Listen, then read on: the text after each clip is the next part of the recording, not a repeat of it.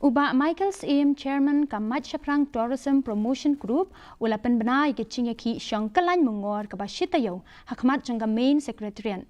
Kaban sedang naduk kalai tarik uleber, kum kadak ke Pyrshah ikarai jangka sorkar ban pak mi no na Dewlynnong Lumpongdeng, kabah yam lik. Uba Sim ulapan pau ba dan jing AAA ban mi na kate kecaka, balong trai da ke sorkar. Henry ula kerpat ke sorkar ban penbeng ke jing arap pisah na kebentai kinong trai, kibatrai haka boat house, mentala arpong news nem. Ula kedau ya kecing baitingka badan kam kepala penut hak ban penyeng ya ke boat house kum kecaka jengok kai pertai ke papau nam. Wat hapedeng kecing yang scam jong ke sorkar Halor kecing bomdon jong kanu kecing ate hak kaliang kecing harap pisah uba sim ula ong ba kecing ate Halor kecing shimwai kala jar Halor kani ke benta. Ke sorkar kala aipor hadu ka khatsan tarik ulbe na ke benta ban Kynriah na kani kecaka.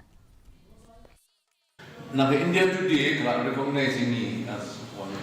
Tinggi nak kemen bahawa government kena promote ini, mengi honesty bah, government kan tigo, kan penperano, tigo.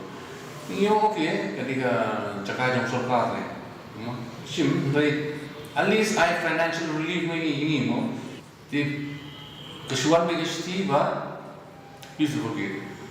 Ni agreement kanto ban ai dan ni banumai kanto alongside di hadung taru ngimio no respond agreement ri la ai ni deadline ba kasan tarik mataw na March and day bin selang